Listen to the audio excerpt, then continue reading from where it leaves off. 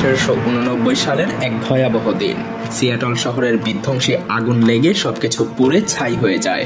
পুরো শহরই যেন ধ্বংসস্তূপে পরিণত হয়। কিন্তু সিয়াটলের মানুষ তো আর সহজে হার মানার পাত্র না। তারা সিদ্ধান্ত নেয় আগুনে পোড়া শহরটাকে ধ্বংসস্তূপের উপরে রেখেই একটা আস্ত শহর তারা তৈরি করবে। কিন্তু সমস্যা হলো আগের শহরটার ধ্বংসাবশেষ তো এখনো রয়ে গেছে। তাই তারা এক অভাবনীয় কাজ করে। নতুন সিয়াটল শহরকে বানানো হয় পুরনো শহরের উপরেই কয়েকতলা উঁচু করে।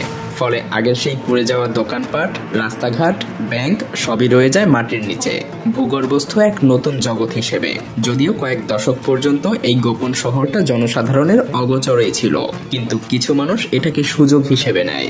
ভূগর্ভস্থ এই শহরটা ধীরে ধীরে পরিণত হতে থাকে এক অন্ধকার জগতে, যেখানে শুরু হয় চোরাচালান, নিষিদ্ধ ব্যবসা, এমনকি গোপন মদের আসর। একসময় এতটাই বিপজ্জনক হয়ে ওঠে যে সরকার বাধ্য হয়ে সবকিছু বন্ধ করে দেয়। তবে আজও এই জায়গাটা রহস্যে ঘেরা।